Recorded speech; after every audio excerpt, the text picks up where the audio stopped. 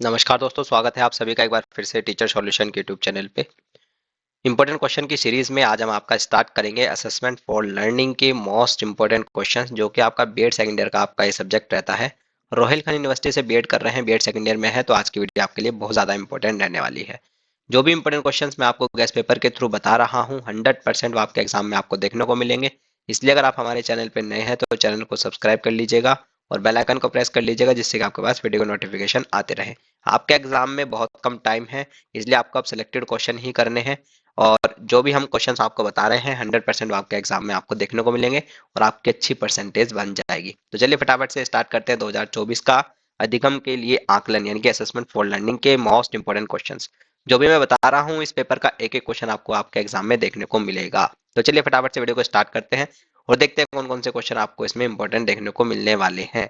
सबसे पहला क्वेश्चन जो सबसे पहला क्वेश्चन जो कि आपके लिए इंपॉर्टेंट रहता है वो आपका ये है कि निदानात्मक परीक्षण से आप क्या समझते हैं। विद्यालय के किन्हीं दो विषयों से उदाहरण लेकर अपने उत्तर को स्पष्ट कीजिए। ठीक है, या फिर ऐसे पूछेगा कि छात्रों के शासनात्मक पक्ष को बढ़ाने के लिए नैदानिक परीक्षण को कैसे एक चर के रूप में प्रयोग किया जाता है। या फिर ऐसे पूछेगा कि निदानात्मक परीक्षण से आप क्या समझते हैं। ठीक है ना, या फिर निदानात्मक परीक्षण का क्या महत्व है। भाई डायग्नोस्टिक टेस्ट आपको करके जाना है, इंपॉर्टेंट रहता है बहुत ज्यादा। इसका स्क्रीनशॉट ले लीजिएगा, अपने क्वेश्चन बैंक में इसको टिक कर लीजिएगा। ठीक है, डायग्नोसिस टेस्ट आपको पढ़ के जाना है, आप इससे क्या समझते हैं, क्या चीजें हैं। ठीक है, फिर से पूछा गया है कि निदानात्मक परीक्षण के पद बताइए, तो इंपॉर्टेंट क्वेश्चन रहता है, इसका स्क्रीनशॉट ले लीजिएगा, अपने क्वेश्चन बैंक में इसको टिक कर लीजिएगा। आगे बढ़ते हैं नेक्स्ट क्वेश्चन के बारे में। असेसमेंट फॉर लर्निंग का जो पेपर रहता है इसमें आपके न्यूमेरिकल भी आपको देखने को मिलते हैं और ये जो न्यूमेरिकल है ये बहुत ही ईजी होते हैं। ठीक है, इतने हार्ड नहीं होते हैं। कैसा न्यूमेरिकल आपका पूछा गया कि वाद विवाद प्रतियोगिता में दो निर्णयों द्वारा विभिन्न अंक प्रदान किए गए हैं। अंक के मध्य सह संबंध है ना, मध्य क्या बताना है, सह संबंध की गणना कीजिए। है ना, सह संबंध यहाँ पे पूछा है, तो सह संबंध निकालते कैसे हैं ये आपको पता होना चाहिए। ठीक है, नहीं पता है तो मैं ये न्यूमेरिकल्स आपको करा दूंगा, बहुत ही ज्यादा इजी होते हैं, बिल्कुल नर्सरी क्लास वाले आपके न्यूमेरिकल होते हैं। और फुल मार्क्स आपको ये न्यूमेरिकल का क्वेश्चन अगर आ जाता है तो फुल मार्क्स आपको ये देकर जाता है। ठीक है, तो सह संबंध वाला कर लेना, अगर आप खुद से समझ पा रहे हो तो बहुत अच्छी बात है। ठीक है, आगे बढ़ते हैं। नेक्स्ट नेक्स्ट जो न्यूमेरिकल पूछता है वो क्या पूछता है। ठीक है, सह संबंध गुणांक, सह संबंध गुणांक भी कहता है कि सह संबंध गुणांक निकालो, है ना, यानी कि कोरिलेशन। कोरिलेशन में आपको रैंक ऑर्डर निकालना है, तो बहुत ही ज्यादा इजी होता है रैंक ऑर्डर वाला क्वेश्चन। ठीक है, इसका स्क्रीनशॉट ले लीजिएगा, अपने क्वेश्चन बैंक में इसको टिक कर लीजिएगा और इन क्वेश्चन की प्रैक्टिस कर लोगे तो यही आपके बिल्कुल ऐसे डिट्टो आ जाते हैं। ठीक है, आगे बढ़ते हैं। नेक्स्ट जो न्यूमेरिकल पूछता है आपका, नेक्स्ट जो न्यूमेरिकल पूछता है आपका माध्यांक, माध्यमान, माध्यांक और बहुलांक आपको पूछता है। ठीक है, कैसे निकालते हैं मध्यमान, माध्यांक और बहुलांक, है ना, यानी कि मीन, मीडियन और मोड निकालने के लिए पूछता है। बहुत ही इजी है, इंपॉर्टेंट क्वेश्चन है, खुद से कर लेंगे बहुत अच्छी बात है, नहीं कर पाएंगे तो मैं इनको करा दूंगा। है ना, बहुत ही इजी क्वेश्चन ये होते हैं। ठीक है, इसका भी स्क्रीनशॉट ले लीजिएगा और उसकी भी प्रैक्टिस कर लीजिएगा। आगे बढ़ते हैं भाई, नेक्स्ट न्यूमेरिकल के बारे में देखते हैं। नेक्स्ट न्यूमेरिकल जो कि आपका इंपॉर्टेंट रहेगा, है ना, फिर से क्या है, कोरिलेशन बाय रैंक ऑर्डर पूछ रहा है, बहुत ही इजी है, इंपॉर्टेंट क्वेश्चन है। इसका स्क्रीनशॉट ले लीजिएगा, अपने क्वेश्चन बैंक में इसको टिक कर लीजिएगा भाई।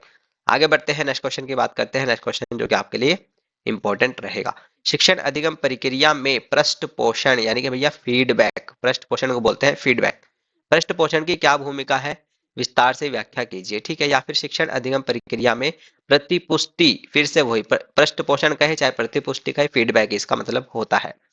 शिक्षण अधिगम प्रक्रिया में प्रतिपुष्टि की क्या भूमिका है, स्पष्ट कीजिए। या फिर प्रतिपुष्टि को परिभाषित कीजिए, प्रतिपुष्टि किस प्रकार से मूल्यांकन का एक अभिन्न अंग है, चर्चा कीजिए। या फिर कैसे पूछेगा कि पृष्ठ पोषण से आप क्या समझते हैं, यानी कि फीडबैक से भैया आपका क्या मतलब है। पृष्ठ पोषण को रचनात्मक आकलन के एक अनिवार्य घटक के रूप में वर्णित कीजिए। Describe the feedback as an essential component of formative assessment, है ना, इंपॉर्टेंट रहता है।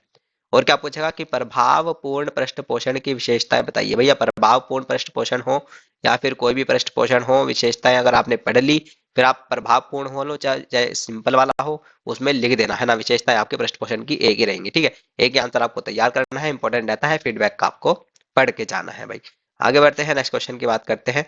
नेक्स्ट क्वेश्चन आपका जो कि इंपॉर्टेंट रहेगा वो आपका ये है, वैधता का अर्थ एवं महत्व बताओ। या फिर विश्वसनीयता एवं वैधता का अर्थ बताओ। ठीक है, या फिर विश्वसनीयता एवं वैधता का, रिपीटेड क्वेश्चन है, एक ही क्वेश्चन है, लेकिन हाँ इंपॉर्टेंट रहता है, आ जाता है। ठीक है, रिलायबिलिटी और वैलिडिटी में आपका मतलब इनका महत्व बताना है, ठीक है। बहुत ज्यादा इंपॉर्टेंट रहता है, रिलायबिलिटी और वैलिडिटी को पढ़ के जाना है, ठीक है। इसका स्क्रीनशॉट ले लो, अपने क्वेश्चन बैंक में इसको टिक कर लीजिएगा।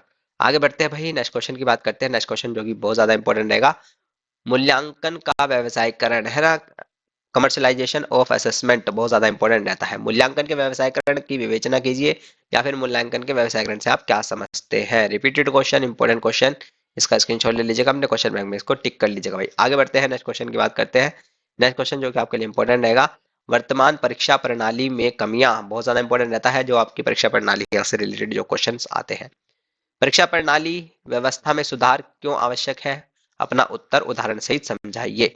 वर्तमान परीक्षा प्रणाली के दोष बताइए, ठीक है, या फिर विद्यार्थी और विद्यालय व्यवस्था पर प्रवेश परीक्षाओं के प्रभाव का वर्णन कीजिए, या फिर वर्तमान परीक्षा प्रणाली सुधार पर विस्तार पूर्वक चर्चा कीजिए। जो परीक्षा प्रणाली है आपकी, है ना, करंट एग्जामिनेशन सिस्टम है भैया, उसको रिफॉर्म कैसे करोगे, उसमें सुधार कैसे करोगे, ये आपको बताना है, इंपॉर्टेंट रहता है। इसका स्क्रीनशॉट ले लीजिएगा, अपने क्वेश्चन बैंक में इसको टिक कर लीजिएगा। उसके दोष क्या है, उसके सुधार कैसे करोगे, है ना। अगर दोष पता है तो सीधी सी बात है, उसको ही आप सुधार में लिख सकते हो, ठीक है ना। जो अगर आपको दोष पता है तो भैया मैं इसमें सुधार करूंगा क्योंकि इसमें दोष है, इसमें मैं सुधार करूंगा, इसमें दोष है, तो दोष पढ़ लो, सुधार भी अपना आप रिफॉर्म फिर अपना आप लिख दोगे, ठीक है।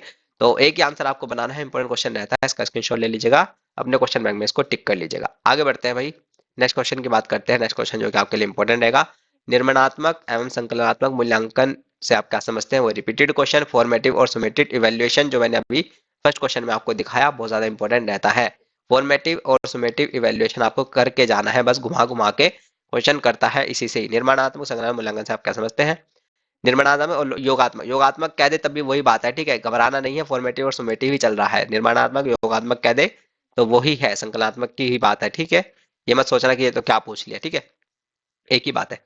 निर्माणात्मक या योगात्मक के आकलन के बीच अंतर बताओ, डिफरेंस पूछ ले तो डिफरेंस लिख दो, है ना। जब आपको पता ही है दोनों क्या होते हैं तो आप डिफरेंस भी लिख दोगे।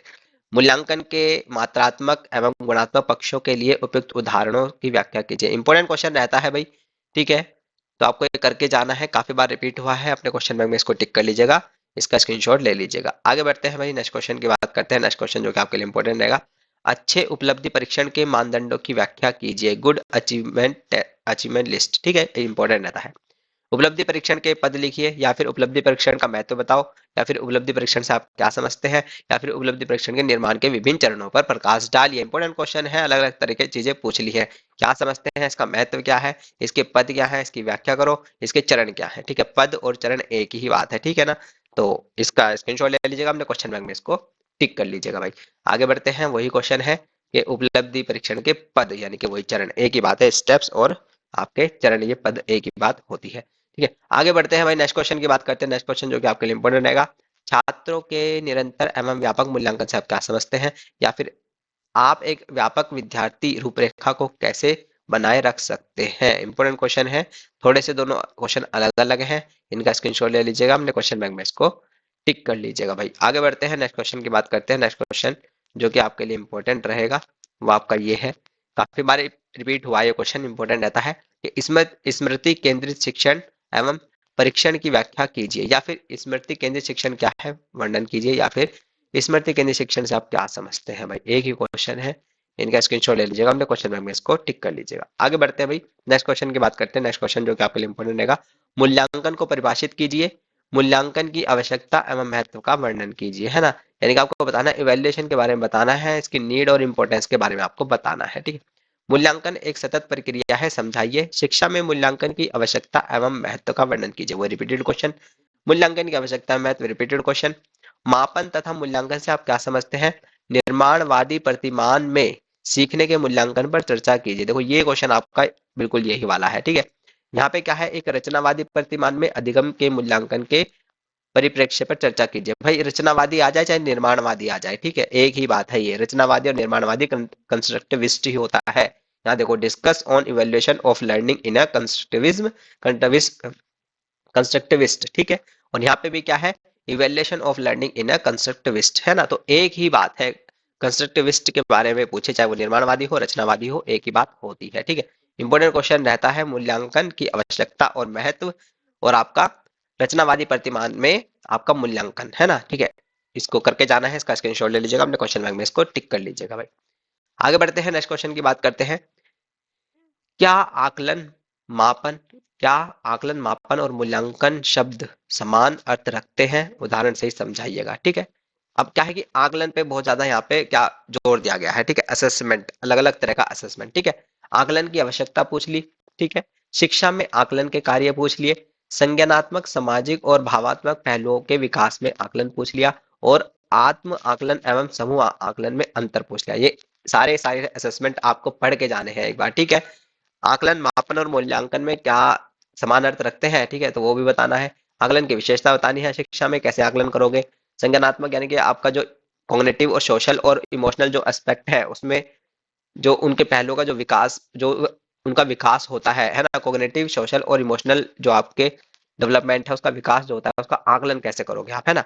तो ये सारी चीजें हैं, इंपॉर्टेंट रहता है। इसका स्क्रीनशॉट ले लीजिएगा, अपने क्वेश्चन बैंक में इसको टिक कर लीजिएगा। 3 क्वेश्चन 2023 में आपके पूछे गए। आगे बढ़ते हैं भाई, नेक्स्ट क्वेश्चन की बात करते हैं। नेक्स्ट क्वेश्चन जो कि आपके लिए इंपॉर्टेंट रहेगा बहुत ज्यादा। सतत एवं व्यापक मूल्यांकन के गुण एवं दोष, है ना, कंटिन्यूस एंड कॉम्प्रिहेंसिव इवेल्युएशन के आपको मेरिट एंड डिमेरिट बतानी है। मेरिट एंड डिमेरिट आपको बतानी है। ठीक है।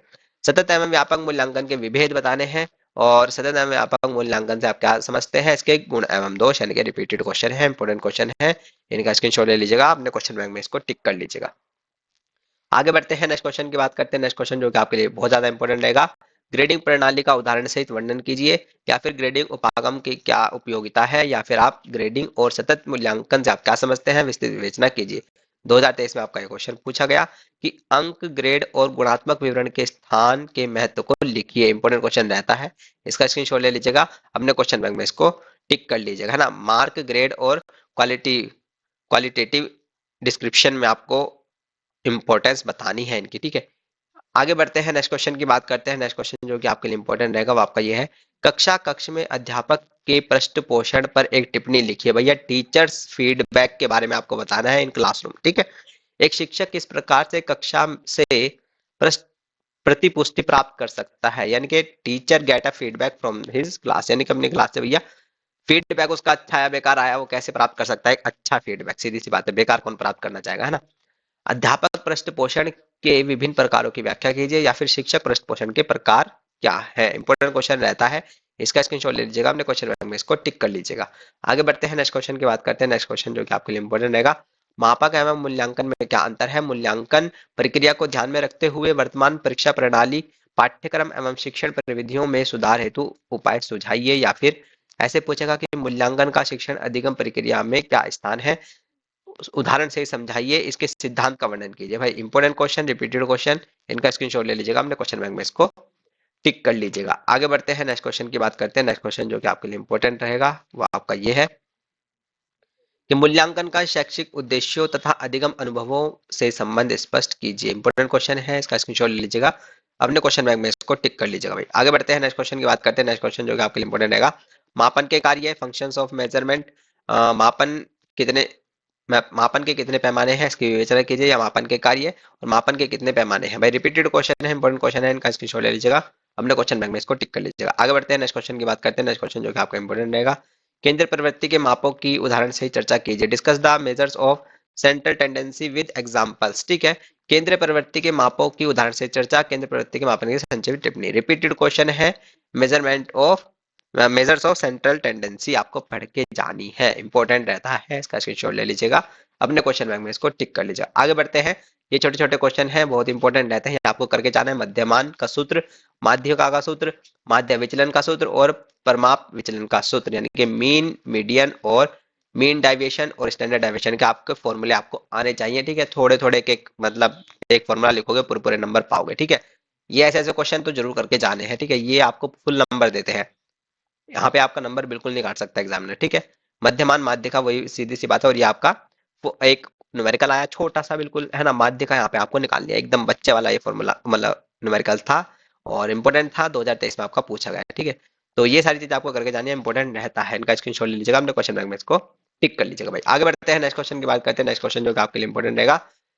शिक्षण निपुणता को बढ़ाने के लिए सहकर्मी एवं छात्रों को पृष्ठ पोषण की क्या भूमिका है। या फिर सहकर्मी मूल्यांकन के गुण दोष बताइए, इंपॉर्टेंट रहता है, इसका स्क्रीनशॉट ले लीजिएगा, अपने क्वेश्चन बैंक में इसको टिक कर लीजिएगा। भाई आगे बढ़ते हैं, नेक्स्ट क्वेश्चन की बात करते हैं। नेक्स्ट क्वेश्चन जो कि आपके लिए इंपॉर्टेंट रहेगा।